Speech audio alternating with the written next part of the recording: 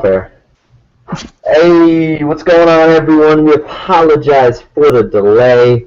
It is now 9:30 Eastern Time, and we're ready to get right into it.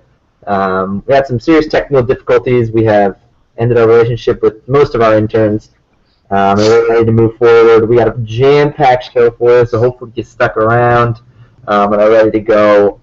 From here on out. Still waiting on Mark to get in. He's potentially going down the path of our interns, but stay tuned. But we got a jam-packed show, like I said, so we're ready to get it off. We have a starting five. We got our sixth man, Matt Blair. We'll get to him a lot later. He'll get to introduce himself. But for now, Zach, kick us off. What do you got?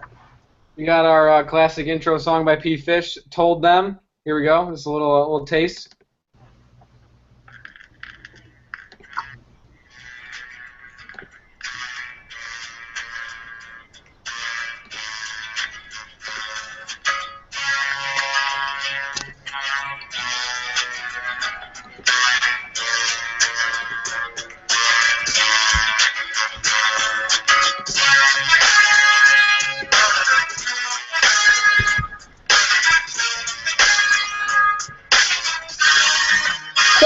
Oh. For the teacher who ain't never let us fall so hard. For the teacher that's a charm can only go so far. For the teacher in the class saying don't pack up. Still important stuff to learn, not hold back up. Back it up. All right. Just like that, Mr. Capizza enters the fray. Ooh. Welcome to the call, Mark. We're glad you could make it. It was a whole thing, but now you get to stick around for the next 3-4 hours of podcasting, so it's going to be a good time. Let's go. Let's do it. First we should start by just quickly addressing our sixth man, Matt Blair. Matt, do you want to say a few things to the audience and introduce yourself? I'm Steve. Appreciate it. I'm really happy to be here tonight. I know this is a huge podcast you got going on here, so I really appreciate the opportunity.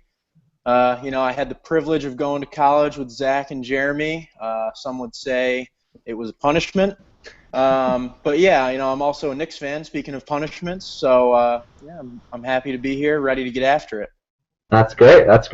What are you most looking forward to this season here as a Knicks fan? We've got a lot of takes on us, but we want to get your quick feedback on what's happened to the offseason. I'm just trying to see if Derrick Rose make it through a season without breaking either knee. That's a hot take. Yeah. He's going to probably need both of them if we're going to be successful. I'm not really concerned if he breaks his left or right because both will probably be detrimental to our team. Right on. All right, so we're going to jump right into it. This is a topic that we briefly mentioned before it started, kind of overlooked it a little bit and said we'd come back to it if it became newsworthy. Well, here we are. Despite a dominant win today, Team USA is newsworthy with a couple squeaky wins. Jeremy, are we worried yet, or did today kind of right the ship? I think today definitely righted the ship. They looked pretty bad for the first half or so, but they pulled it all together. Ended up winning by 24, 26, or something like that. Yeah, so nothing really to be worried about. I was worried definitely going into it. They were actually playing a good team, so but I think they righted the ship. We'll be all right. Mark, what did you think? Too much hero ball, or did they fix it today? It's kind of what everyone's been saying. The world's just getting better, so it was good to see a large win for the team. That's what we've expected from Team USA in the Olympics, is winning by big margins. So it was nice to see them get a big win. Hopefully that helps their confidence and they silence all the doubters out there and bring home the gold. Yeah, Matt, what do you think the impact of having a seasoned coach out there who's been through this a bunch of times, like Coach K, to help settle this team down and get him a big win today? Well, coming from a program like Duke, obviously that's something that's going to help them out. But as great of a coach as he is, I kind of look at him as more of a chaperone anyway for these guys. So he has great leadership. But when you have a group as talented as they are, I think it's more on the players. But I'll tip my cap to Coach as well. Lenny, what have you got from the game so far? Anything lingering from the qualifying rounds That's still bothering you? Kind of like what you guys said. Today was a good breath of fresh air. They looked really good today. Kevin Durant stepped up when they needed him. Someone's got to do it. Whether it's Carmelo hitting the threes, Durant getting it going. We saw a couple flashes today. Some good team basketball. Some drives and easy looks. DeMarcus Cousins played really well. He was a beast underneath. And honestly, you look at other teams. Not many teams should be able to match up with a guy like DeMarcus underneath. Maybe a Spain with Gasol. But other than that, I'm not too sure if anybody can really match up with the U.S.'s size. And obviously, the athleticism shouldn't be a factor. But as we've seen, some teams are able to slow the game down and make it a good one. So, I mean, going forward, today was definitely promising. Argentina isn't a joke of a team. They've got some players. So I'm feeling good going ahead. Well, I know you got a lot of thoughts. Just give it to us all at once. All right. Yeah, I mean, definitely agree with what you guys are saying. Like, I think this is the most promising performance yet. They actually played well against a good team. But, I mean, I'm still nervous for Spain. If you look at the point differential, Spain is plus 75 in their group, where Argentina was only plus 13. So you have like your biggest test probably of the Olympics coming up against Spain, in my opinion. And I don't think that you can spot Spain, like a solid 10, 12-point lead like they did today. I think Spain is significantly better than Argentina. And I think that Coach K should honestly switch up the starting lineup. I think you can't have guys that are such minus defenders like Kyrie and Carmelo and even kind of Boogie all in your starting lineup, because that's what allowed Argentina to get that big lead, is the guy for Argentina just blowing by Kyrie and then Boogie not being able to do anything and Melo not being able to help. So I would put Kyrie into more of a bench role where you can boost up the bench offense and then move a guy like Lowry or Butler into the starting lineup who can give you better perimeter defense. So, I mean, I'm not as concerned as I was before this game, but I'm still a little bit nervous. Yeah. And just a reminder to all our fans out there, at NBA Starting 5, if you guys want to weigh in at any point during the podcast, we got a mailbag section coming up later with a lot of great questions. So feel free to tune in at NBA Starting 5 on Twitter, at Fleeceman10 on Venmo, and you can comment on the live podcast as well, and we can get to it as well there. Well, I want to come back to you for this for one more question. Do you think that this USA team sort of running into issues, and obviously we talked about running the ship today, but is it the rest of the world catching up? Is it because we sent a C team, or what do you think? Ouch! A C team. Wow. I mean, I think it's a couple of things. I mean, I do think that the world as a whole is getting better. But I mean, if you look at it, like Argentina specifically, I don't think they got better. I think they have just about the same team that they had back in 2004. So I think they've kind of stagnated, if not gotten worse. But I think it's really just that the U.S. they actually reverted back to their 2004 attitude. They just went there and they did ball hog offense for a couple of games. They didn't play any defense. And then today, you finally saw some of those guys really getting at it. You saw Clay play some good defense. Paul George had a great game. And they went back to the defense first attitude that won them the 2008 and 2012 medal. Steve, can we go back to you for a second? You would call this a C team? I think we're having some technical difficulties on the Steve front. I was really hurting right now. He could use some help. Well, I think it's because I texted the group and said Steve is talking into a muffler, and he instantly just stopped moving. So I think I killed him. I think he found out his secret. I'm just waiting for him to blink, but he's not. Well, talking about this Olympic team, looking at it today, Jimmy Butler, when he's on the court, he makes a difference. He's just a tenacious defender, Jimmy Butler is. He brought it to another level. He had some nice steals today, playing real physical on the perimeter. That it depends on international basketball if you get away with it, and today he was getting away with it a couple of times. He was getting a little physical with Manu Ginobili and worked out in the U.S.'s favor, and that really sparked him. So I think, kind of like what Will said, get Jimmy Butler some minutes if they're going to start him. I mean, that could help. That could be a good thing. Yeah, I mean, I don't know which announcer said it, but they said that, the U.S. in some of the earlier games would have been playing their best, their most talented players by, ESPN rank or whatever you want to say. But today, Coach K put out there, his best, competitors and the guys who wanted to win it the most. And I think that, really showed through on the court. All right, we got Steve back. Yeah, I agree with Mark, though. That was just I'm new to this, but that take was far too hot for me. B team's a bit much there, Steve. C team. I mean, come on. Yes. We thought C team was a bit aggressive of you. How would you explain that? Well, C team tends to come after B in the alphabet, and I think that you could have fielded two better teams. I mean, obviously you're going to sprinkle in people, but I think that there are remnants of a C team in here. I mean, I think if you go your top 12 players as your A team, but you can't really do that because of positioning, but I think that you can find a team with, I guess, like, you take less than a majority of this team and make it into a B team, and you take less than a majority of that team and make it into an A team. Because it's hard to say A, B, and C because it's not like there's 12 and then there's a cutoff and then it's 12. But yeah, no, it's a B or C team, but I'd like to take a quick time out. What's going on in Jeremy's front? Is he getting yelled at? No, the dog's getting yelled at. Oh! Okay, Jeremy, there's a hotline you can call if you're experiencing domestic abuse. What kind of noise is she making? are you talking about Megan or the dog? The dog. Why does the puppy always steal the show? That's all I want to know. You want to know, when is Ellie making her appearance tonight? I don't know. What did she do? Alright, we're going to move on to Jeremy. Yeah, what's up, Steve? What's up on the docket here? What is it? Well, next to that, so hypothetically, we got Carmelo Anthony. He's looking for another gold here at these Olympics. There's been a lot of talk of great Olympians and a lot of talk of great U.S. Olympians. Does 3 golds in the USA men's basketball team, does that mean anything in terms of greatest Olympians of all time for USA? Well, I'm going to jump in real quick because we have a comment from a viewer. From a Jen Roach is looking to see the puppy that Jeremy is referring to. All right, Steve, in response to your question, you mean like U.S. Olympians of all sports?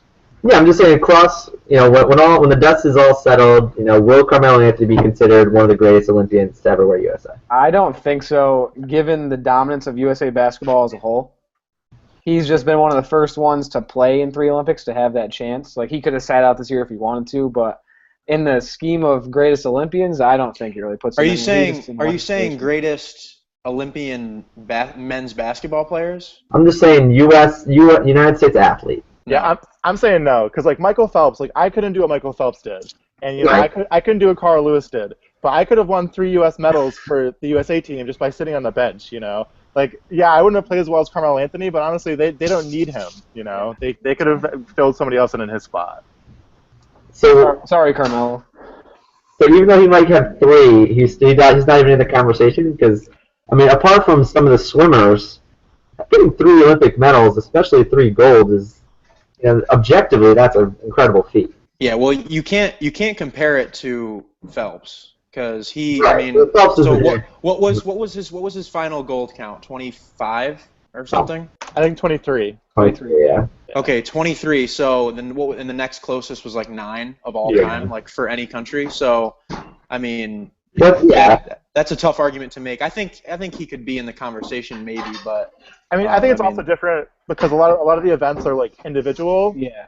Whereas he's on a team of 12 other players or 15 or whatever it is. Yep. And it's extended too, so you spend a lot of time working for 1 medal, whereas Michael Phelps can win a gold medal in a minute and a half. So yeah, true. Yeah. Interesting takes.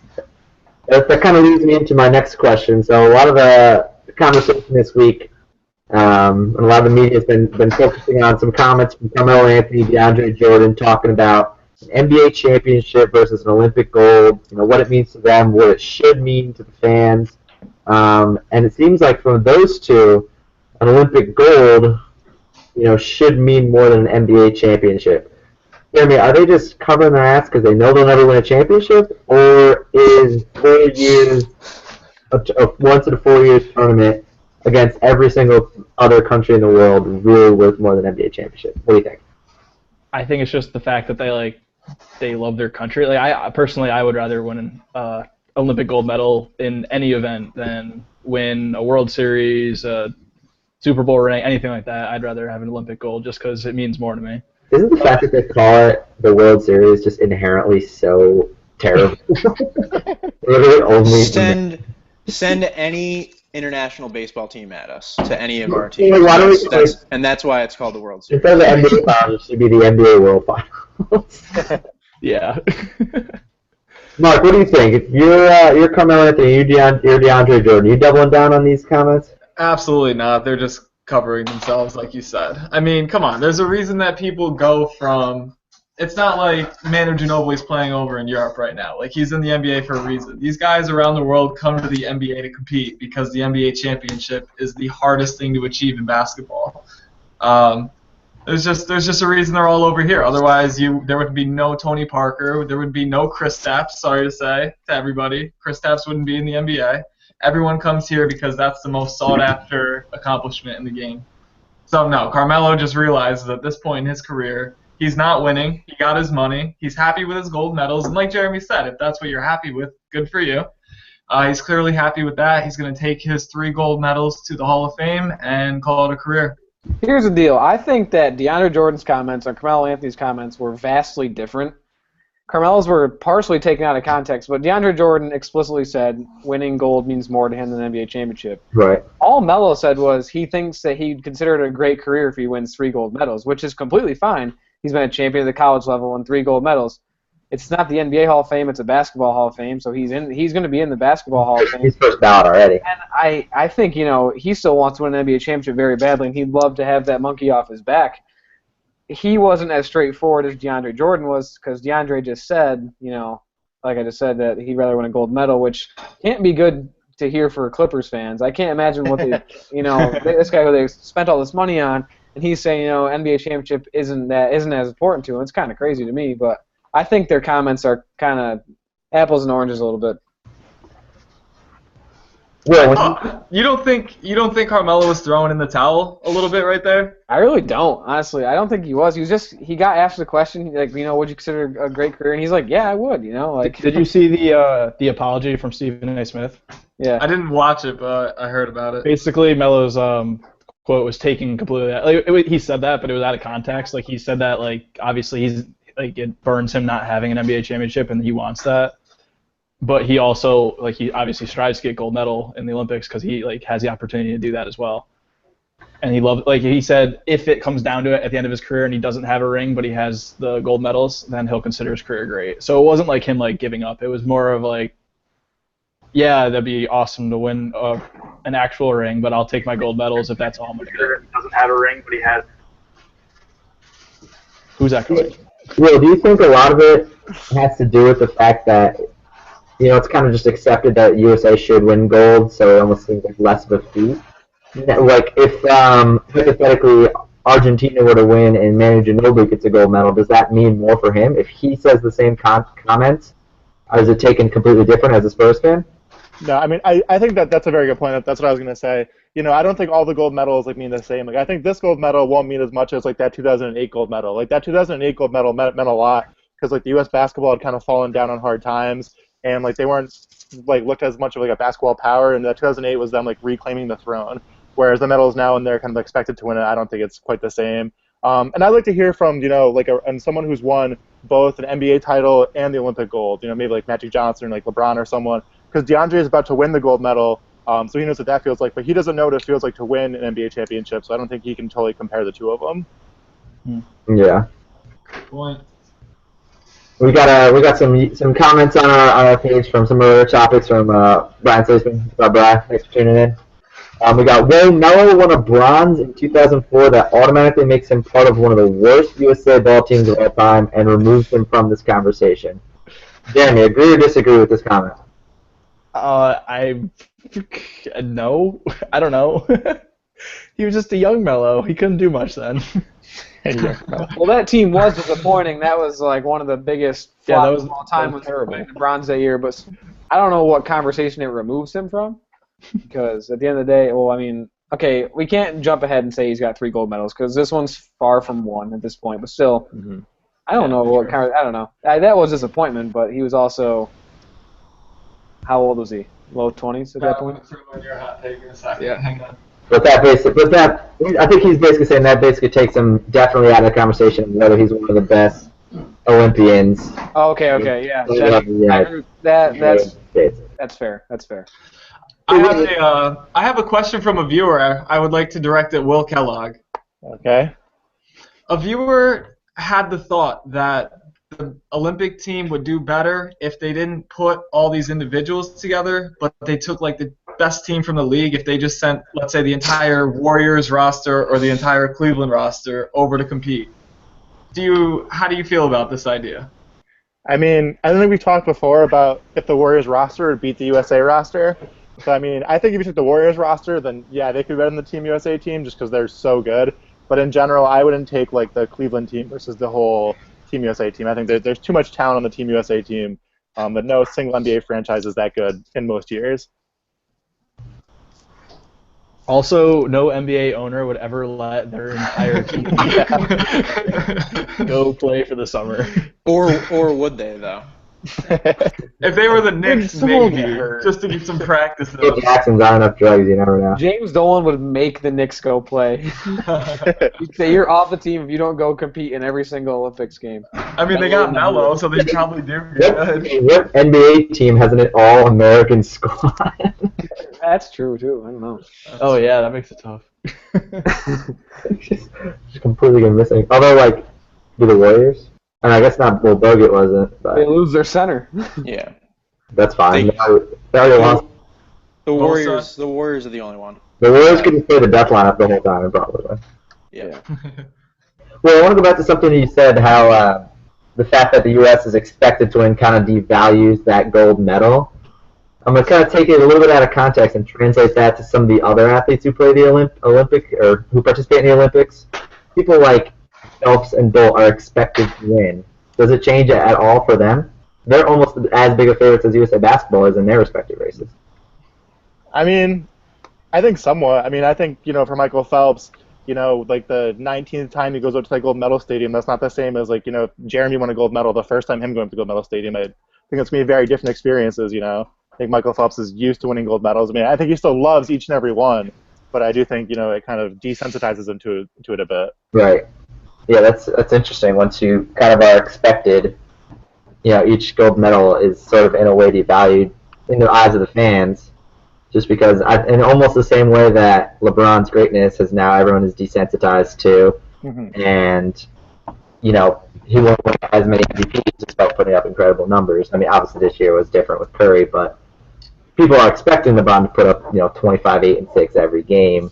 If he doesn't, it's the same, but that's ridiculous numbers. But he's just been doing it for 13 years, so it is interesting to see how the fan perception changes, especially because we weigh in so much on things like the difference between the Olympic gold and the NBA championship, and at the end of the day, it's almost wrong in a way that we as fans want NBA championships more than we want Olympic golds for our country. A little bit unfortunate, I think. But yeah, does anyone else have anything on Team USA, the Olympics, they want to weigh in on? I've got a question about Team USA. Yeah. Who on Team USA's roster do you think has been on Tinder the most at the Olympics? DeMarcus Cousins. Draymond Green.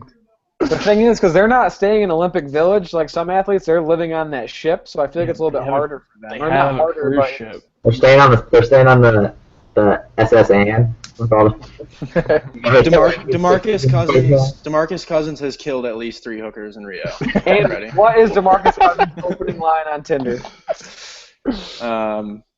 You trying to get the pipe? JR. That's it. That's it. That's fair. The funny thing is, like, if you were actually to like do Tinder and like the Olympic Village and all these athletes, like, you can't just be like, hey, like, I'm a really good athlete. Like, you should like do with me because like they're all really good athletes. Well, I feel like you don't have to say anything. You just give them your room number. You're just like, all right, like 25A, and then they just come over. Walk to the beach. I'm about 20 paddles north. You think Ricky Fowler has to say anything? My hot take is I'm going Boeheim. I'm going Boeheim's on Twitter tomorrow. Boeheim's family just showed up like the other day. Now I get all this random, irrelevant Syracuse news, and apparently his family went out. I was like, I don't care. I really do wonder what the coaches say every day. But it's fun. Who do you think has a better relationship, Boeheim and Melo, or Coach K and Kyrie? Boeheim and Melo. Yeah, Melo. Melo donated that like whatever $1 million center to Syracuse, and Kyrie played 10 games for Duke. And that might be more than he actually played. Yeah, it was bad. Yeah, Boeheim and Melo definitely Eiffel Towered a girl together at one point.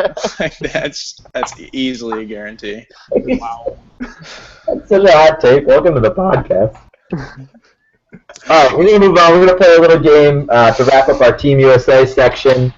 Jeremy and I are going to act as judges for this game. We're going to debate. So we're going to pick at random an order for Mark, Matt, Zach, and Will. It's going to be a snake draft. We're going to have 12 players on Team USA. Everyone drafts their best 3-on-3 teams and who's available. And Jeremy and I are going to decide who has crafted the best 3-on-3 team. I was not prepared for this. Before I'm we going start, to share my screen, and we're going to get, well, actually, my computer's probably just going to panic. So, we'll see what happens. But I got a list of...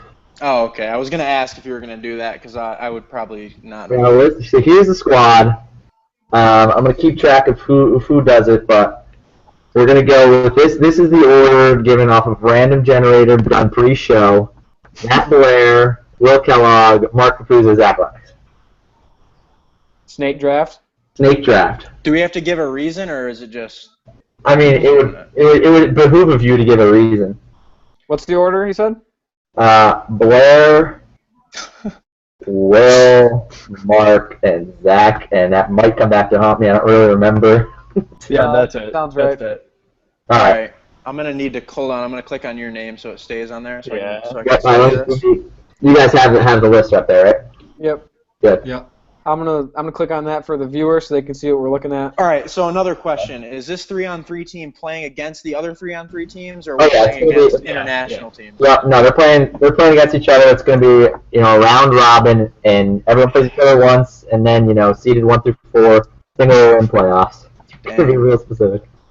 Well, if we were playing against international competition, I was going to take DeAndre Jordan first, just so we can embarrass people, Right. like physically. But I mean, it's pretty obvious. I'm gonna go ahead and take KD with the first pick. I mean, I don't know. Very I could see like maybe another argument, but we'll see what my predecessors have to say. All right. Well, Yeah, I mean, KD's definitely the clear number one. After that, it gets tough. Kind of depends how you want to build your team. I'm going to take Paul George because I think he's the next best player on the team, best all-around player. Has he been drinking his milk lately? So are the bones strong, or how are we doing? I mean, they look good today. They look like the Okay. best player on the team today. So. oh, wow, hot take. All right. All right, Mark, what do you got? Yeah, clear number one was KD. Will, you surprised me there with your pick, actually. I'm going to go ahead with the pick that I thought would still be here, Kyrie, at number 3. Wow, why are you taking Kyrie here, Mark? Kyrie's just a baller. I think the 3-on-3 format would suit him well. He's got incredible ball handling skills, and he's very crafty around the rim with those reverse layups and whatnot, which is a great skill to have at 3-on-3. So we'll see who's left on the board for me to help him when he gets in the lane there. Were you getting a little nervous knowing that Will was picking before you, that maybe Kyrie wouldn't be on the board? I guess I didn't realize it was Will, so yeah, I didn't have to worry about that after all.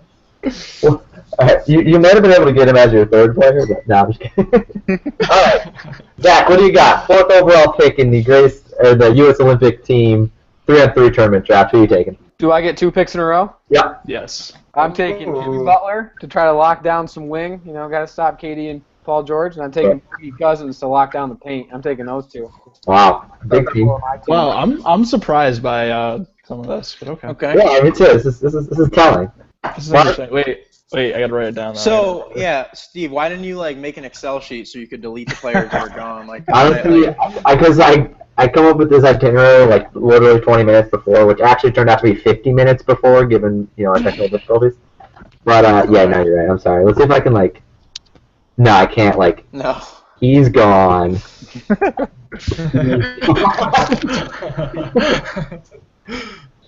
Oh wait, no, don't click because I'm gonna go crazy. All right. Yeah. Anyway, Kevin Durant, Paul George, Kyrie Irving, Jimmy Butler, DeMarcus Cousins, all gone. So go back to Will. Mark's Yeah, up. Mark, you're up. We were snaking. Oh, I'm up? Yeah. Alright, I am, oh boy.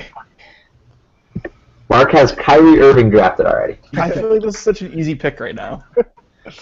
Shut up, Jeremy.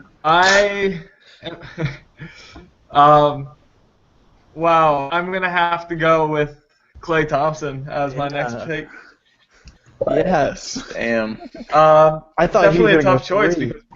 because we still have like a potential 3-time gold medalist up there, you know. So it's Oh tough boy. tough Alright, not Will. to take him, but I had to go with Clay. Give it a shot, Will. Do it, Will. He currently has Paul George drafted.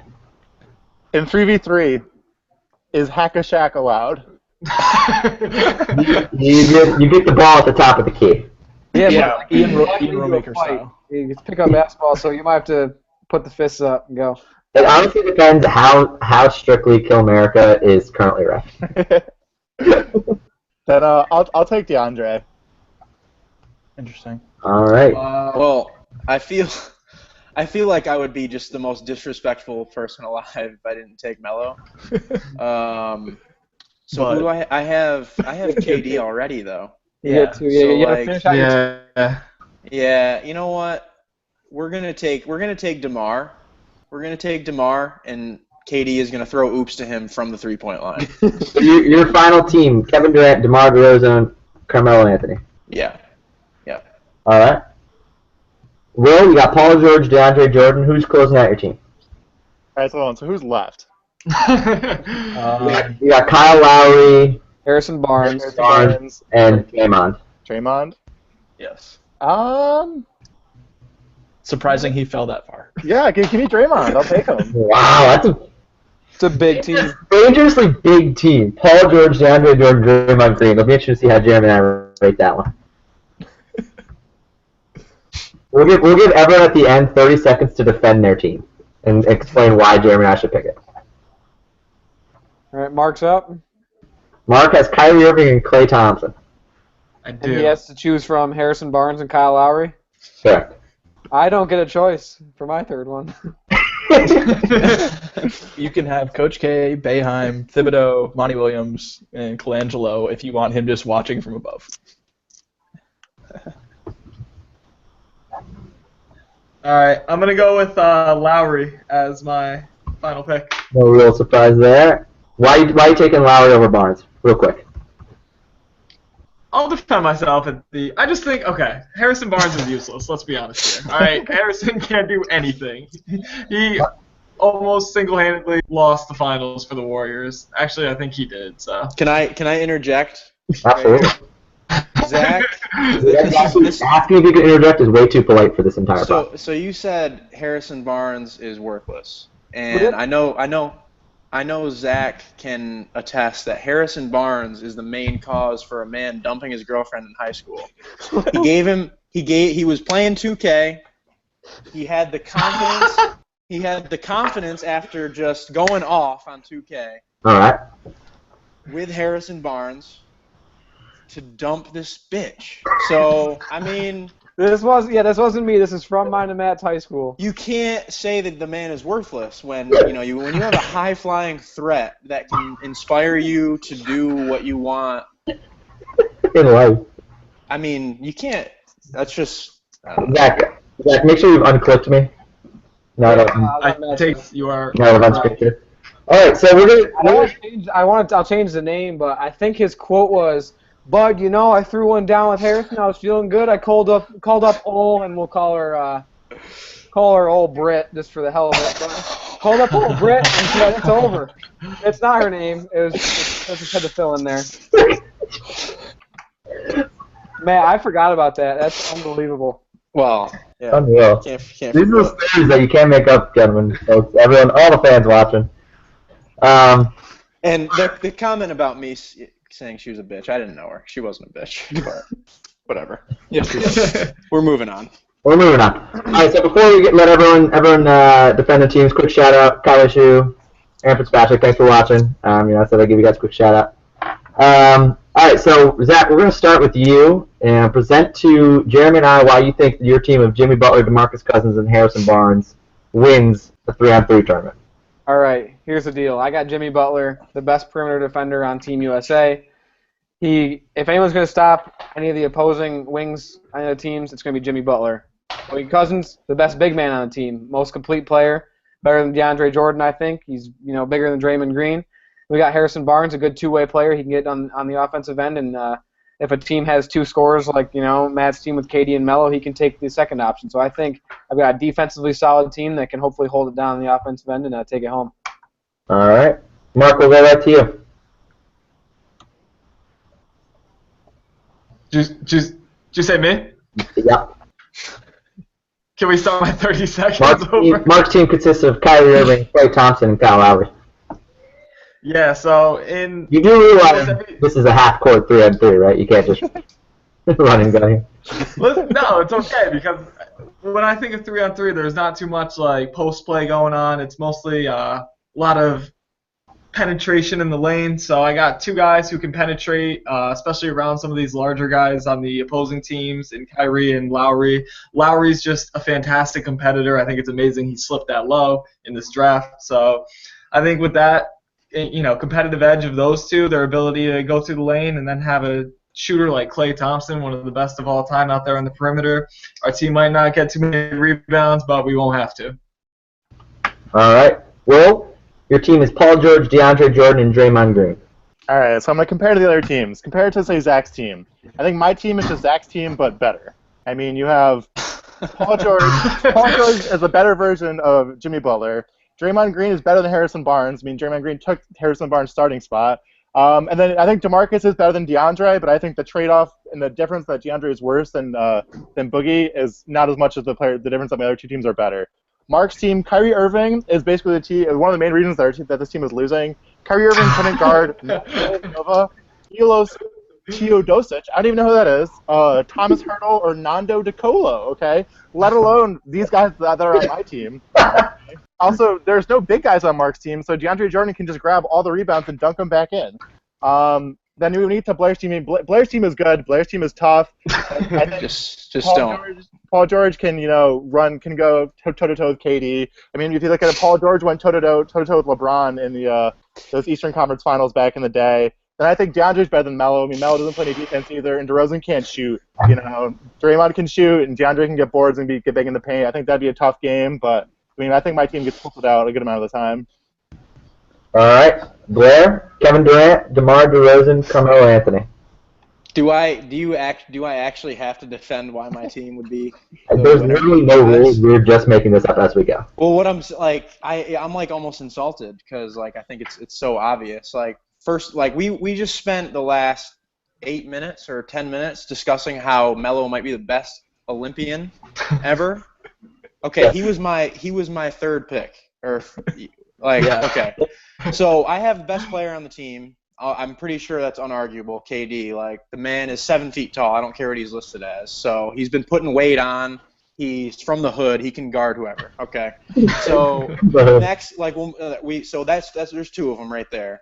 And then DeMar DeRozan is the fastest player in the world, and he can jump 11 feet in the air. Okay, Paul, John Wall, Russell Westbrook are both faster than DeMar DeRozan. All right, they're not playing. It doesn't matter. Yeah, Paul George is also faster. So is Kyrie. So is. I'll respectfully disagree, but we can move on. Don't get him on the track. Let's go. Line them up. On your mark, get set. All right. DeMar DeRozan's been a high flyer before he was good. So this just in, and they're all running on the Olympic track in the 100-meter dash right now. 100 meters. All right, Jeremy, what are your initial thoughts telling you right now? I mean, I think it's so tough because they're all just so good at basketball. Keep in mind, this is a 3-on-3 half-court context. Yeah, that's why I think I like Matt's team and Will's team the most because I don't think the only thing about Will's team is the post play. You gotta get rebounds and DeAndre's there, but you don't really need it. Good thing about Draymond is he can stretch the floor and guard literally anyone you want. Yeah. I mean, Matt's team's got the best two scorers, and scorers win on 3-on-3. That's really and they're gonna outshoot you. They're just gonna. Yeah. Like, let Melo go to the office and just shoot on you. Let KD do whatever he wants, and I then think DeMar maybe gets a point. if you're looking at matching up against the other teams, Yeah. I think, Mark's team is really just going to blow by some people in the one-on-one settings, but I don't think that they're going to have enough defense, and they're not going to score at a high enough clip to, edge the other teams out. Like, Clay can get a shot off of anyone, and, like, He can guard anyone pretty much. Guard anyone. Yeah. But, like, at the end of the day, KD and Melo are just better scorers than those three, and is Kyrie going to guard Melo? Yeah, no one on his team can guard DeAndre or DeMarcus anyway, so I think Mark's going to have to be out. I like Zach's team of Butler and Cousins, but I don't know if Cousins is going to be a great 3-on-3 team, and unfortunately Harrison Barnes just kind of fell to you there.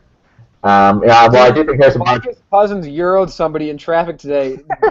Mind you, the shot didn't hit the rim, but he Euro'd somebody in traffic. It got easily backboard, and I think the announcer paused and said, well, that was just out of control. The ball was going the other way. I mean, I will say that DeMarcus Cousins will set some mammoth screens. Like Jimmy Butler and Harrison Barnes are going to get to the rim, but I just think I just don't know if they're going to have enough firepower top down, especially when you look at Matt and Will's team. Harrison Barnes is just outmatched. It's just a fact, and it's unfortunate that you ended up. Yeah, with what's the setting too? Is this in the Olympic practice gym, or is this Drew League? What are we talking? Oh, we're talking Washington Park. Oh yeah, if it's Washington Park or Drew League, I'm saying Marcus Cousins, try to set a screen on Melo and see what he pulls out of his pocket to do to you. That's all. That's it. You think Boogie's not packing either? Whatever, we can duke it out. I'm just saying, my boys have experience in the field of battle. I'm not worried about that. I think on my side, going back to a few podcasts ago, Jeremy picked DeMarcus Cousins as the number one NBA player that he would least like to fight. So I do have that. That does change the answers. That did happen. I will say Matt's team does have some Toronto flair, which might help in the trenches with DeMar. So the Will's team is pretty good too. I think at the end of the day, though, I'm going to lock in my final answer with Matt's team. I think somehow Carmelo falling that far in the draft in a 3-on-3 setting. I mean, he's such a good scorer. It just kind of gives him an unfair advantage with Kevin and Carmelo, both just such great one-on-one players. And at the end of the day, I think Will, while your team is very solid, having two true people who play center and the forward position between DeAndre and Draymond, you're just not going to have enough firepower to get by in the 3-on-3 setting. I mean, just think of how we won back in the day, chucking up threes and kicking out the shooters. I know it would be 3-2, but I think I'm going to give the nod to Matt. Appreciate that, buddy. Thank you. Jamie, what's your final answer? Yeah, it's between Matt and Zach for me, honestly. Ooh. Wow. Because Barnes can guard Melo, I guess, maybe to a point. Jimmy Buckets can stick with Durant. The only I'm thinking just defensive wise, and then Boogie Cousins would have to guard DeMar in theory, or Melo. Melo probably doesn't move as much, so Boogie gets Melo, Barnes gets DeMar, and I think Zach with the defensive lineup might be able to pull that out because I'm thinking 3-on-3. Is this a time thing or are we playing 21? Probably 11 or 21, yeah. Okay, I think I'm gonna go with Zach's team. Just with the defense. Wow. I think defensively they're gonna be able to stick with them. Somebody's got to flip a coin. Yeah, exactly. I think that you had the best defenders in Boogie and Jimmy. Well, Boogie's not a great defender, but if you get him mad, he'll just go nuts and start blocking shots. So. Plus, if we're playing in Drew League, he's probably got the knuckles on too. So. Wait, I can't believe Melo fell that far. Yeah, he was the 9th pick out of 12 picks. He starts every game. He starts every game because he's the veteran. I mean, he got sent out early on in the game. This game, he's the godfather. Because he missed a bunch of threes and got a bunch of fouls. Yeah. For the record, I would have also chose Blair's team. I think Blair's the best team. I'm going to be honest. I'm amazed that I even got picked. I thought it was Blair's team unanimously. I liked it. I I thought thought I gave that, myself a good Blair's chance. team. I really kind of pled my case well, but I team Well, with see, Matt's I mean, team. Jeremy, it just your reasoning just to me didn't make sense because like the best part about my team is their scoring, and you were saying you would pick Zach because of his defense, and it's like, Well, yeah, You know, like they are like they're scorers, but like I think that they'd be Good able offense, enough to John shut them Moffett down. comes off. oh, what was it? It was like when Melo played for the Nuggets and they were in the playoffs. Go back. It had to be like 7 or 8 years ago.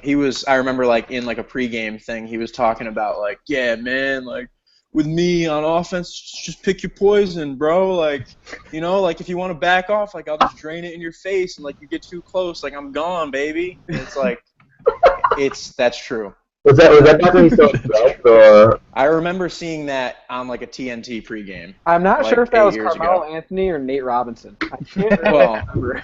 If Nate Robinson was in the draft, he was going number 1 overall. You have to know that. That was Allen Iverson. it might have been Deion Waiters, which is a great segue into our section on what's news on Waiters Island with Will and Jeremy. Will, what's going on in your half of Waiters Island? My half of Waiters Island, honestly, there's no news. Deion Waiters is trying to lay low, which is, a very, very big step for him. And he's just chilling, so it's a quiet time right now on Waiters Island. We're waiting for the hurricane to come. Jeremy, better Syracuse alum, Deion Waiters, Jerry McNamara. Deion Waiters. Really, just Jerry McNamara was like 6 for 6 in the finals, and I then never heard of McNamara Island. McNamara Island. It's local to Deion Waiters Island, but has a different climate. No, Waiters Island's been pretty quiet. The cops have been out a couple times, just regular noise problems, but that's Yeah. pretty much it. Yeah, that makes sense. Makes more Yeah. sense. Steve, what do you say? I think it's freestyling time. I think it's time to freestyle. Freestyle for those of you who are new to the podcast, which is probably everyone. And honestly, at this point, we start to get to the show where no one actually watches, anyways. But that's fine. That's just for us now. Yeah, then we can just kind of do whatever. So freestyle is a segment where I will read off a bunch of questions, comments, thoughts, and whoever is on the freestyle seat, most often is Mr. Zach Lennox, will be kind of just going off the dome with anything they want to say about that particular topic, or honestly, if they don't want to even comment on that topic, they can say whatever they want. As tradition in the starting 5 for our podcast, all of our 6th men go through what we like to call a rigorous training, pre-boarding for the podcast, where we don't prepare them at all, and then we throw them right into freestyle. So, See, this is where I have to be careful, but okay. yeah, I mean, yeah, this is 100% live. We have 1 viewer at the latest time I checked. Shout out to 1 viewer. It's 2 now. 2 now. There's 6 of us, so that's a good sign.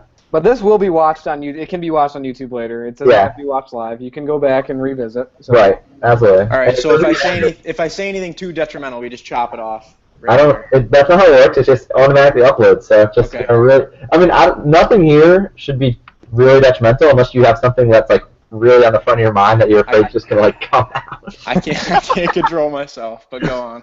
Blair, no one will find it. I tend to not be able to control myself fine, so it's fine. Okay. All right, we're gonna start. You ready? I don't think I could be less ready, but yes. Go ahead. All right. LeBron James did not attend JR's wedding. What are your thoughts on this? LeBron James secretly hates JR because JR is just an absolute idiot on the floor, and LeBron is at the point of his career where he's a little more no nonsense, and JR is out at the clubs in Cleveland, which I don't know how well they're taken there, but he definitely hates JR, so we can leave it at that. All right. JR took his honeymoon to Amsterdam. How will this affect him moving forward in the season? Well, considering he most likely smokes 18 times a day in the United States, I don't think it's going to have any effect at all. All right. Brittany Griner said she could beat DeMarcus Cousins 1-on-1. How does this game go down? What's the final score? 2-11.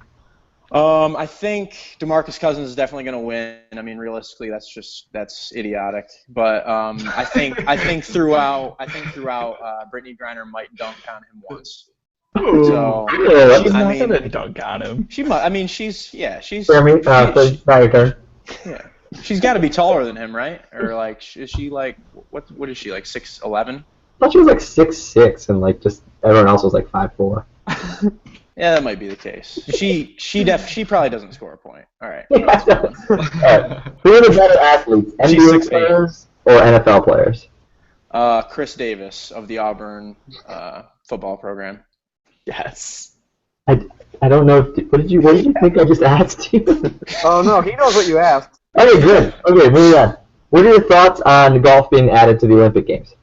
I think that it was better than what people expected, for sure. I know a lot of people had pretty low expectations. The course was a little rough, but it definitely could have been worse. And I think it went very well. And it was great to see Matt Kuchar get another medal for America, even though it was bronze.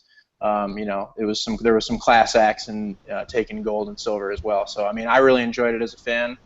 And I think you're going to see a lot more of the superstars coming in Japan. To be honest, I think they're going to feel that they missed out, that they weren't there. So, the United States handball coach said it would take LeBron James 6 months to become the best player in the world. What are the top 3 NBA players that you would like to add to our United States handball team? First of all, 1 month. No, 1 hour. LeBron James, 1 hour. He's the best handball player in the world. Give him the rules. And then after. So do I have to pick 2 more or 3 more? Yeah, 2 more. I'm just gonna take the tallest players on the team. DeAndre Jordan, and who would be the next tallest person? He's such a menace.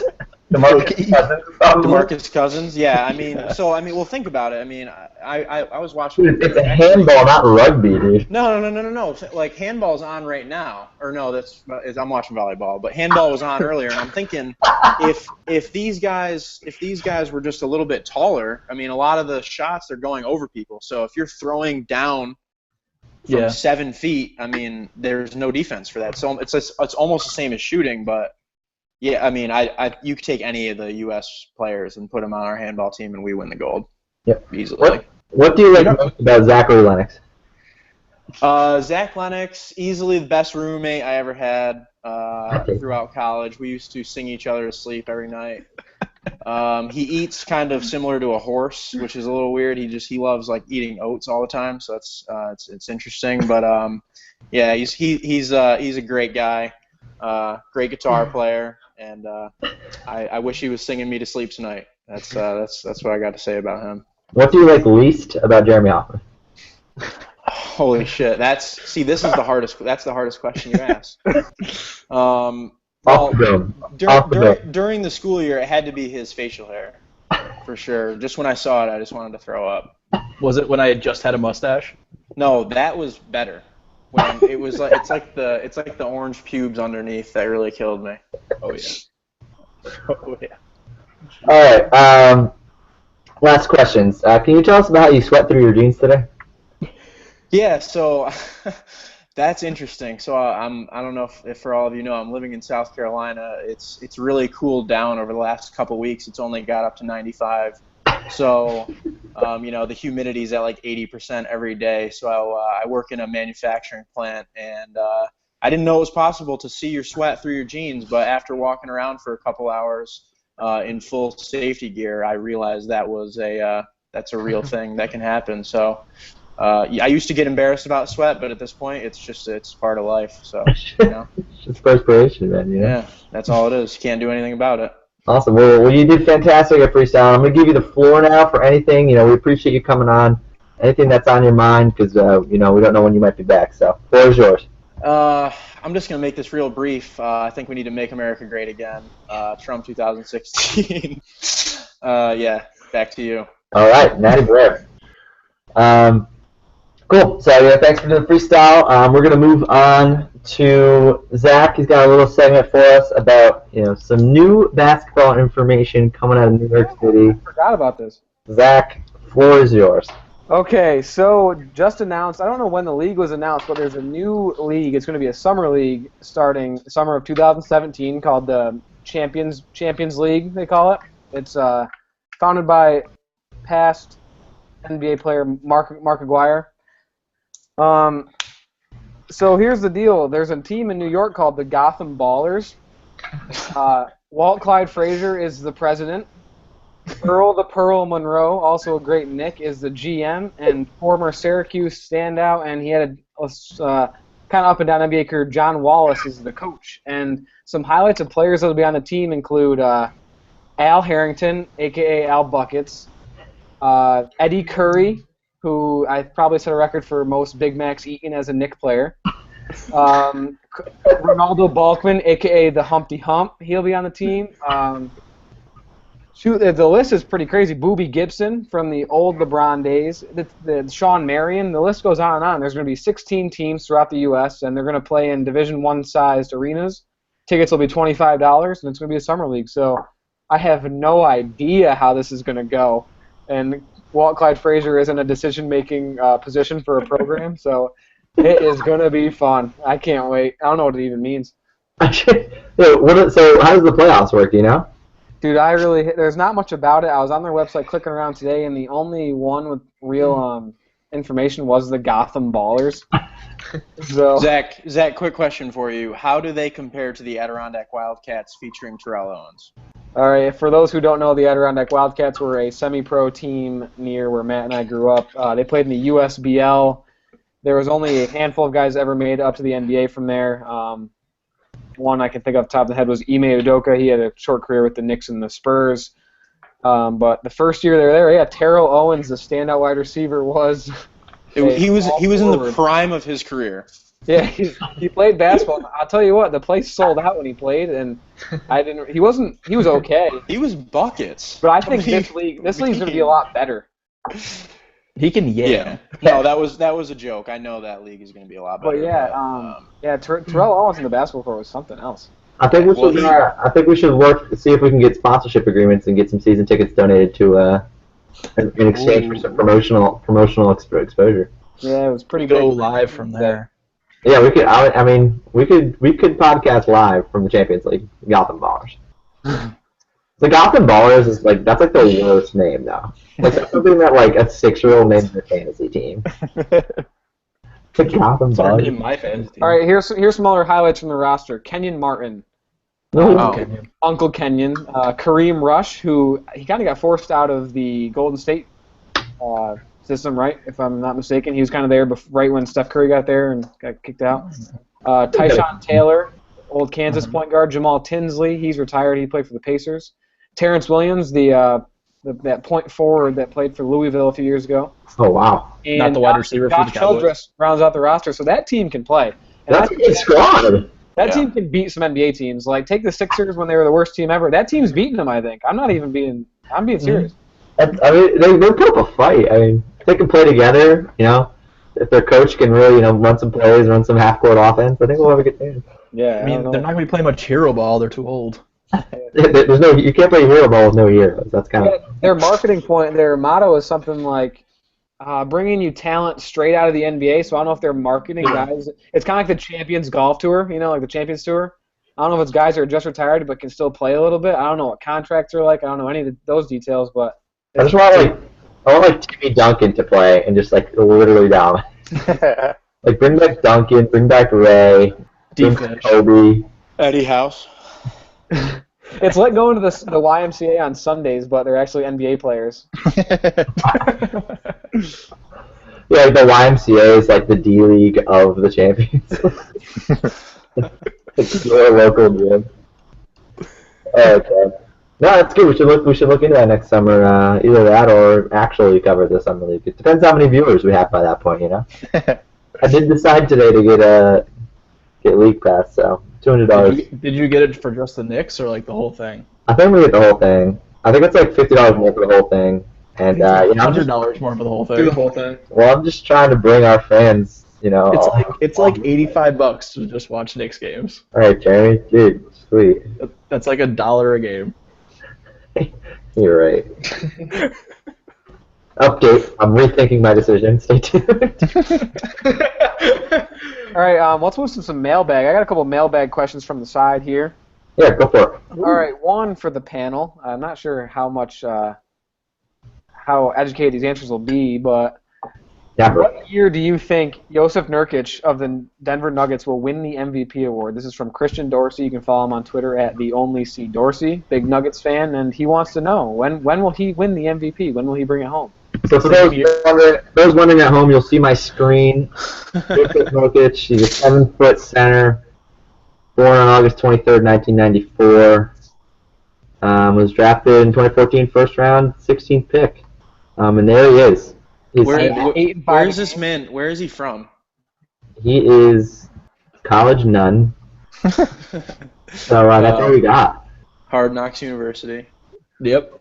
He is from Bosnia. Ooh. Oh. Okay. His college is Bosnia and Herzegovina. Of course. Totally. He is going to win the MVP the same year that the Italian Rooster does.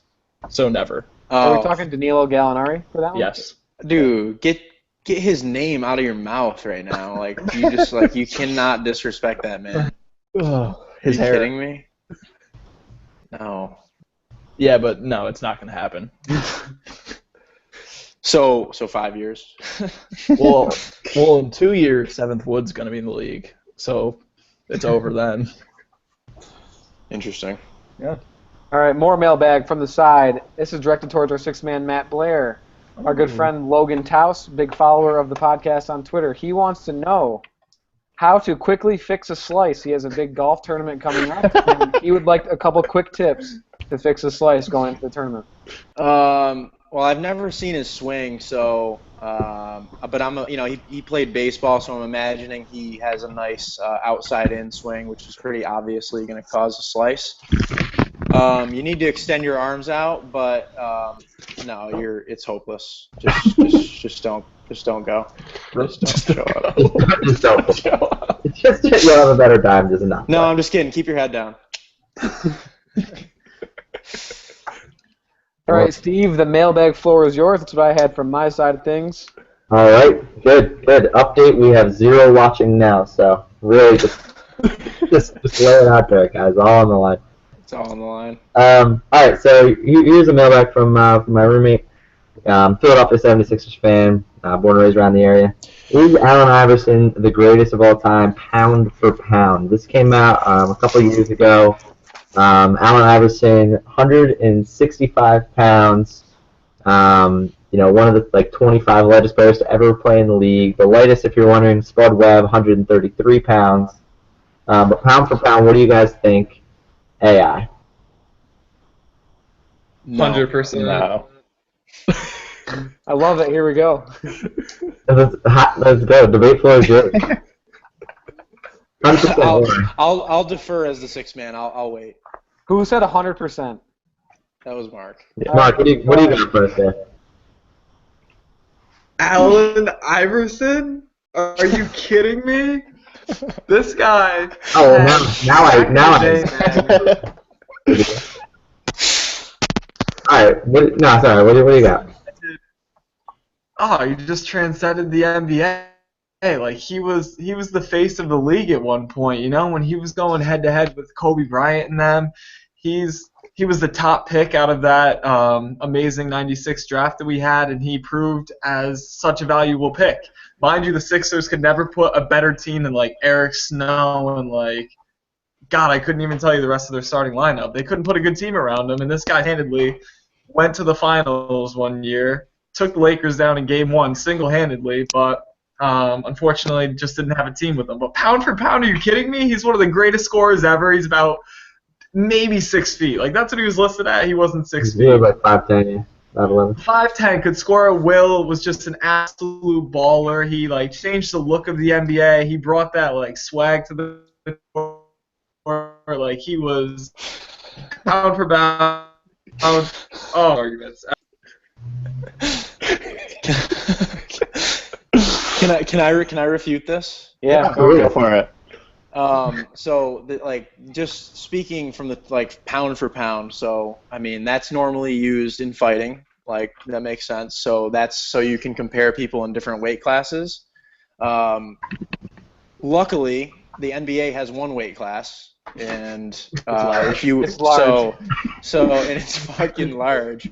So I don't give a shit about that. We're gonna go ahead and put them in the same weight class as Michael Jordan and LeBron James, and he's not better than them. So next I will question. say, so I've if you're interested in knowing how many points per pound Michael Jordan had and Allen Iverson had. So Michael Jordan scored in his career 32,292 points.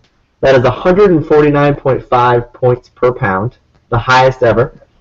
And then Allen Iverson was top 5 as well, scoring a career total of 24,368 points and having 147.7 points per pound. So just under 2 points per pound difference between Michael Jordan. Does this stat mean anything, and are we paying our statisticians at the Starting Five podcast too much? Who are the other part of the top 5? Just names. I don't need the points or anything. Just who are the names?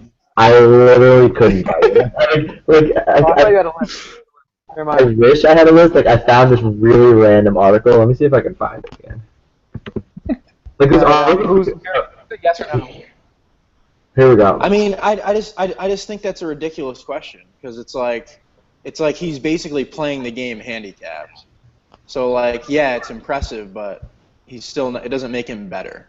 Like, he's doing great for what he was given, but, like, you have to rate someone on their production alone. Yeah, and on top of that, he was definitely a great scorer, but played like no defense. And like we talked about before, he was part of that 2004 team that won the bronze medal. So I mean, I think if you're going to disgrace America like that, Wow. hard to call best player pound for pound. Wow. Yeah. That's a great point. I think this is just a way for Allen Iverson fans to kind of like. That's classic Philly fans, though. That's just classic Philly fans in general. Blair knows he lived there. I had a 6-month stint in Philly, and it's just they're the worst. Another random fact just on this topic: Spud Webb, the only player to average under 2 pounds per square inch. Fun fact: 1.99 pounds per square inch. What does it even mean? How did you find this? I did some research for the first time on the Starting Five podcast, and these are the facts I bring you. I'm like, I know it could have been better. Mark was so upset with our take that he left. Mark, everyone does agree with you on that. I mean, I do like Bear's point that it is just, yeah, he's not really playing at a discount. Also, he was the number 1 overall pick in the draft. Like, you can't really say he was an underdog at any point in his career. All right. Our next question from our mailbag is, for us to rate the top 10 players in the league right now. And I know last podcast we went through and named the top 17, but without us going back. I did catch that. Was that I 2 did catch podcasts that. ago? That was pretty impressive, though. I thought that was the live one. That was two. No, that was two No. podcasts ago. Yeah. Oh wow, hot take. That was impressive, though. That was impressive. So now we gotta go top 10 right now, coming into the season, assuming everyone's 100% healthy. All right, well, I think there's a clear top 6 of LeBron, Curry, Durant, Kawhi, Westbrook, and Chris Paul. And then I don't know what you guys want to do with the next 4 after that. All right, I'll agree with those 6. I like that order too. Would you say LeBron, Curry, Durant, Westbrook? Chris Paul and Kawhi. You got Kawhi then Chris Paul, or Chris Paul then Kawhi? I'd probably do Kawhi then Chris Paul. Yeah, I agree. I like that 6. Anyone disagree? And also, one stipulation of this list from the listener was no Knicks, but we'll get that around number 10. We'll talk about the Knicks around number 10. Oh, okay. Mark was frozen. I was going to ask if he was alive. I don't think we have a top 10. Melo could crack top 10, but we'll get there.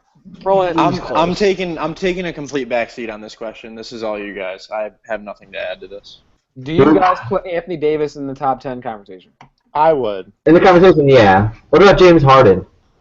If he played a lick of defense, maybe. Yeah, no. No Harden. All right, Harden's out. Okay. That hurts though. Like he's such a good player. He's a stud. Like, just saying objectively James Harden is not a top 10 player in the league is kind of like not. Is Boogie?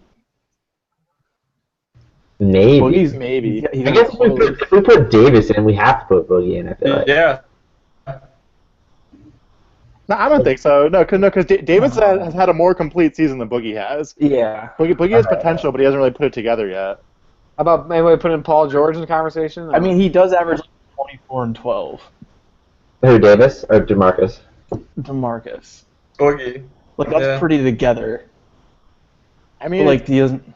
I don't know. But Davis hasn't won either. yeah. What about like who else are we missing? Like a Clay. DeMar. No. No. No. No? Clay, maybe. Clay's in there. in the What conversation. what is your list so far? What is it? LeBron, Seven. Kevin Durant, Steph Curry, Russell Westbrook, Kawhi Leonard, CP3. mhm. You have 6? Yeah, Yeah. and we've talked about Boogie, Anthony Davis, Klay Thompson, Paul George. Paul George, James Harden. I think you got to put Paul George in there. Yeah, I'd put Paul For George. in there. his defense, too. Yeah. All right, I'll put him in there. We got 3 left. I feel like we're forgetting. We did this last week too. We forgot like Aldridge. Is he there? No. Now, We put him as 15, right? Yeah. 18. Who was 18? Who was our 18th? And what about He like, was. what about Damian? No. Dang. He's close. He's close. He is close. He's like 11. We gotta pull the trigger though on some of these guys. I'd put Davis in there. He almost single-handedly brought the Pelicans to the playoffs. Like, not last Me year, but too. 2 years ago. Yeah. Like, Davis should be Boogie's in. never done that well. And then he got screwed by the fact that the All-Star voting is fan vote. I like AD. Yeah. All right, we got 2 more. Yeah. Do we have Harden? We talked about him. No. I think we're gonna put Harden in, man. Harden's he's so good. All right, we'll put Harden at 9. We'll put him at 9. We got one more He's spot. such a pussy. If you What put in a about, hard, I'm sorry, I know with me. Irving. did we put Paul George in? Yeah, we A did. shot that What about Draymond? Do we in have the NBA Finals. Kyrie. No. What about John Wall? I thought about him. His No, number me. doesn't convince me enough. What's Wait, with Lowry? Do we have Clay? No, it's like there's Clay, Kyrie, No, Jimmy. no Kyrie. John Wall. You gotta at Wait. least discuss Melo. Lowry? What's wrong? Wait, can we talk about Kyrie first? He Mark, doesn't play defense. He yeah, sucks. Mark. Kyrie Irving couldn't guard the guy from fucking Argentina today. Okay. Just because he was on his Well, I'm 3-on-3. saying we can't put James Harden on the list if we're not gonna put Kyrie then for that argument. Are you saying if no that? James, no Kyrie? Are you saying that Kyrie Irving is as good of a scorer as James James Harden? Harden. I would take Kyrie over James Harden. Yes. James Harden's Okay. the best scorer in the NBA. No way. I think No. Kevin Durant. Okay, Jeremy, stop. Yeah, that's ridiculous. He tries every free throw line. You're taking He's gonna James get Harden over points. Kyrie? I might be. Yes. Yeah. Yeah, I would. Oh my goodness. Really? I just keep forgetting who we have. So this is LeBron, making it- Kevin Can we- Durant, can we Steph put it on the Curry, screen? Russell Westbrook, Kawhi, CP3, Paul George, Anthony Davis, and then I had James Harden on the list, but apparently there's some backlash to that one. James Harden's in. Okay, All right, so hold on. Westbrook. Yes, he's in. But we got at 10. We have to think about Boogie Cousins again. I think. Yeah, he was a no at 6, but he could be a yes at 10. Yeah. Alright, so one It's like a model LeBron. for going to the bar. What is it like a 10 at 2 or a 2 at 10 is a 10 at 2? 4 times. Whatever. I put Jimmy Butler before James Harden. I think. I'm gonna be honest. This was one of the years I watched probably the least amount of NBA. in Why my the hell life. are you on this podcast? Okay, no, but listen. I think you got to throw Lowry in there. I feel like I Absolute disrespect that you guys are throwing these names around. No, without I would Kyrie. take Kyrie over Lowry. would take Damian Lillard over Lowry. I would take Damian Lillard over Lowry. All right, so wait, I would take them who hand put in Paul hand. George 7 and Anthony Davis 8? Yeah, Yeah. that's not like really definitive. Or I don't know. All right, I'm sharing the screen. Hold on, I got a list going here. Do you have it on Excel? No, nope, that would make too much sense. No, I was gonna say. 'cause All right, so this this past season, DeMarcus Cousins averaged 26.9 points a game and 11.5 rebounds a game. Who? Yeah, it's Phil. Boogie. All right, Steve. He Yeah. has to. So the No, guys I that think the guys that are DeMarcus tossing has to around be in there. are I think Boogie, Boogie. John Yeah. Wall, Clay, Draymond, Butler, Dame, Lowry, and Kyrie.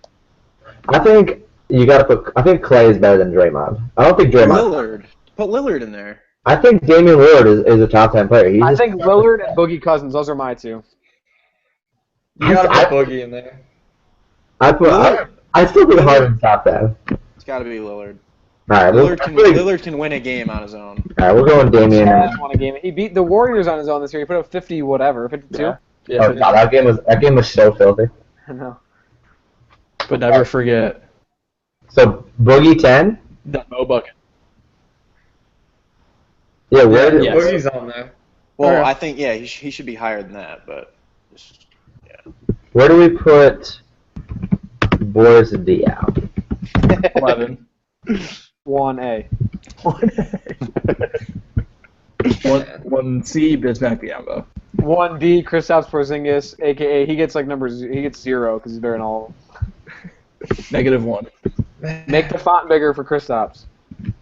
There we go. Chris Anderson's on the Cavs next season. Porzia. Porzingis.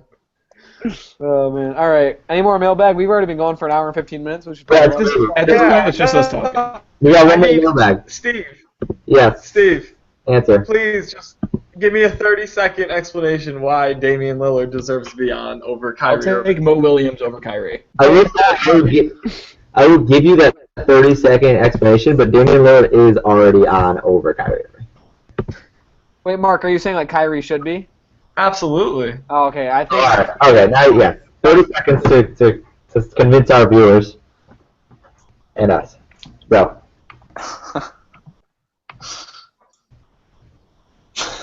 You're really not putting anything on here right now, Mark. I gotta be honest. Oh, I thought you were going Mark, first. or, No, Steve, we put an argument from we you. put. Go ahead. Steve, he wants an argument from you why Damian over Kyrie. Oh, that's good. It's good. It's a good question. I don't know. I think Damian is just a better all-around player. Defense. I think he scores just as good as Kyrie. He can shut down everyone, and I just think he's a bigger competitor, better team player. I think he does more for his team, and I think Kyrie's right there, but that's why I got Damian just ahead of him. It's just, I don't know. I disagree. We put such an emphasis on winning games and like the clutch factor and like winning championships. Whenever we're comparing like a LeBron and a Steph or a LeBron championship play, Kyrie just hit like one of the most underrated shots probably in history. Like that 3 to put away the best team that's ever hit the floor potentially in the Warriors. Like that's got to count for something there.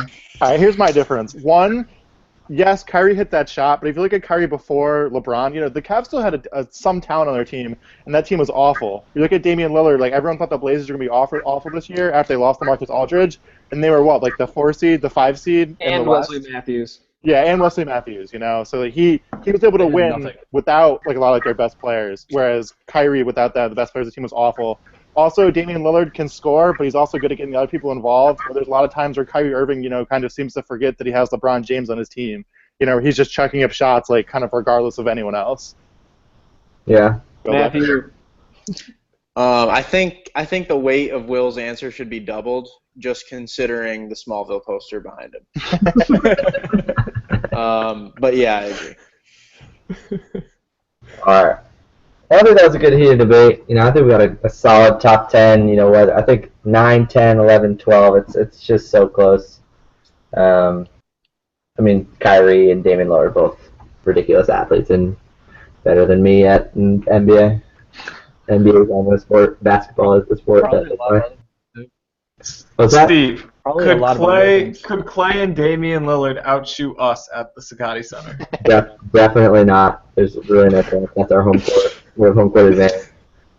3-point line is closer. The rims are shorter. It's a lot better scenario for us. All right, we got our last mailbag question coming up here. I'm going to go with Jeremy. What do you think here? What is stronger, D'Angelo Russell's snitch game or Derrick Rose's knees? His snitch game, obviously. Like, he's so good at it. Like, compared to Rose's knees that continuously fall apart, like, we can't deny how good Russell is at just destroying his teammates' lives. I did read an article today that said Swaggy P said their relationship was, quote, on the mend. Yeah, yeah. What do you read into this, Mark? What does that mean, on the mend? How you meant that? What? I got nothing. I don't know. But something.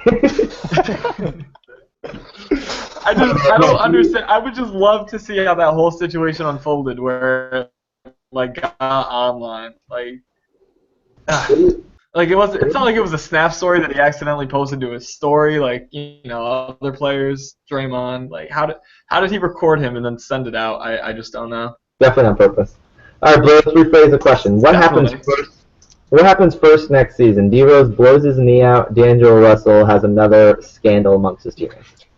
Well, like these are opposite ends of the spectrum. You're like, it's like what's going to be a sure thing, and like Derrick Rose is going to have double ACL tears. Like that's just going to happen. But Probably a spring scrimmage against the Gotham Ballers.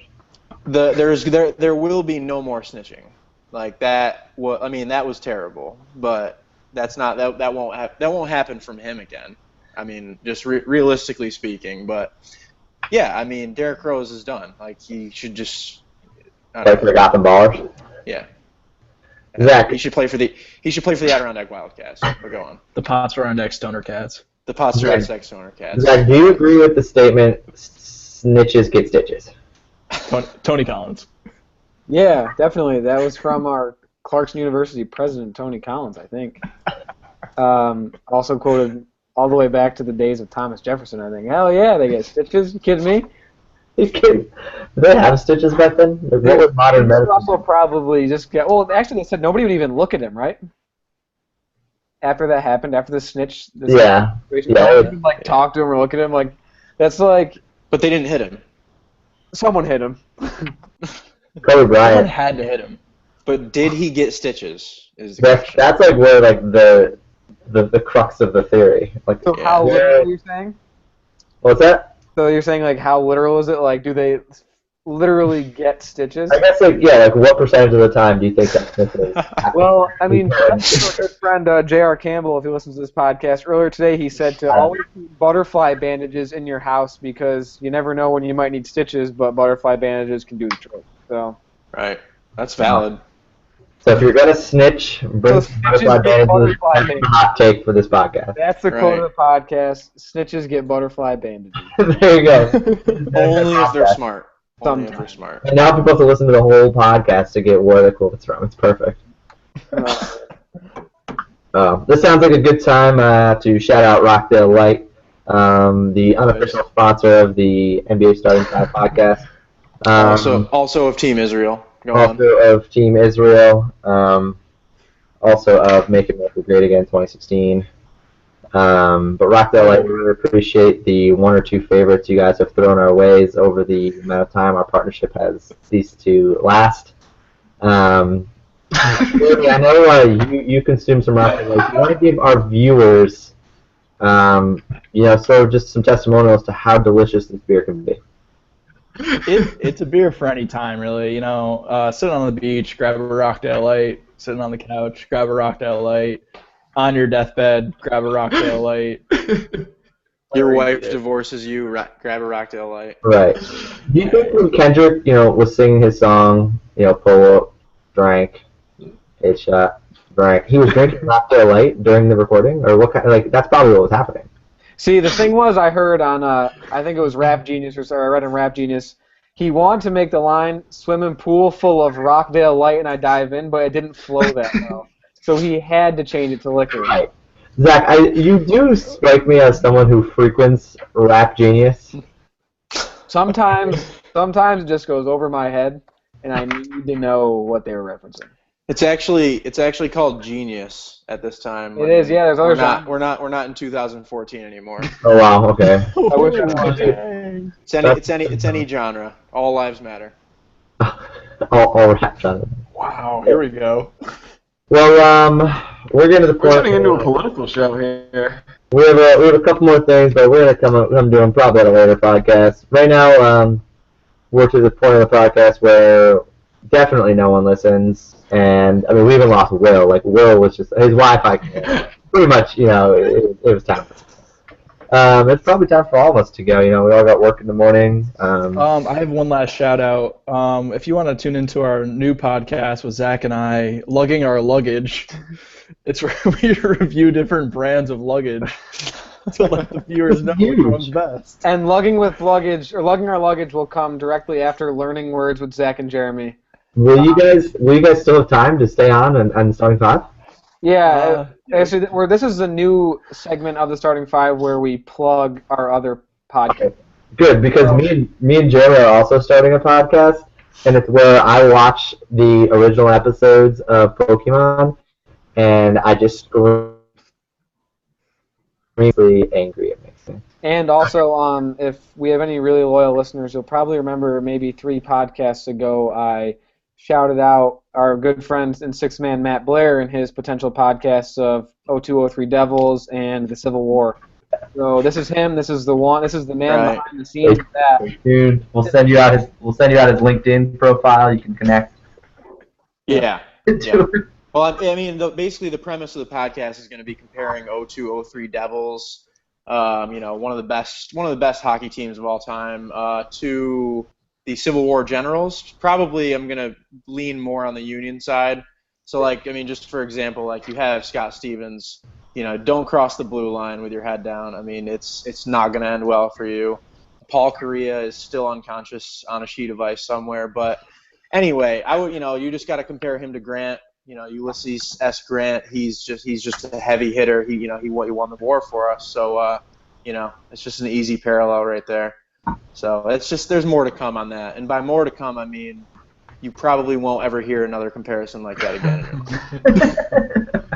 So there's the plug for the podcast that won't happen. Good. Mark, any podcasts coming your way? I'm waiting for an offer. I am a veteran at this time, so if any offers come my way. Yeah, I got a couple ideas brewing. Just go ahead and drop your resume off with my secretary, and I'll see if I can schedule you in for an interview. Jeremy, as a preview of our podcast, do you remember what word we learned the other day? Yeah, it's just. There was a few. There was a couple words. Few words that I learned. I don't remember though, to be honest. Either. Shout out. We had to look them up though. Shout out Dick Luggage. We'll be reviewing that. Lugging our luggage. Lugging our luggage with Zach and Jeremy. I hate it. I'm gonna start a rival podcast called Lug Nuts. That was the other one. It's gonna be about the different brands of lug nuts out there. Lugging our lug nuts, a documentary. I would watch. That's good for me. This is Zach Lennox signing off from the Starting Five. I desperately need to go to bed. Matt Blair, last words before we send you back to just the throes of listeners. I'll use this for a shout out to my dear friend Matty Ads. He's one of the best horse players in the Northeast, arguably in the entire country. Big pick 3, pick 4 player, reckless with his money, degenerate gambler, heavy drinker. Love him. Big time. That's it. Zach, you want to get the song ready? Jeremy, Mark, you got any last words? Yeah, I got a closing take here for the viewers. All right. Go ahead. I just want to throw out there to those that haven't seen, you should check out. And he was being interviewed, and Mark, during his interview, the national anthem, the American national anthem. Shout out. I know what he said. I got it, too. I got the. All I knew was we lost Blair. All right, here's the song. All right. Wait. I know the word. The word was cougar. That's what we had to look up. Go. Oh, okay. Here's the song. Oh, wait. Actually, what was the origin of cougar, Jeremy? Well, I thought it was because they go after the weak when they hunt, so it'd be the sick or the old. I think it But- was actually, if you're getting technical. It was. The popularity stems from a 2001 book by Valerie Gibson called Cougar, a guide for older women dating younger men. Where cougars are the predators, and they often go after young, defenseless rabbits. Yes. So on that note, A toothsome little rabbit. here's Pete Fish.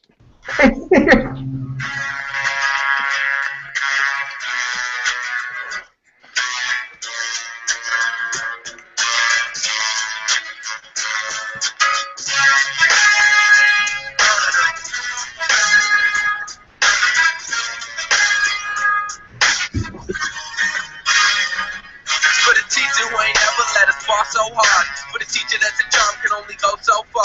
For the teacher in the class saying don't pack up. Still important stuff to learn, not hold back up. Back. All right. Peace. Cut it off.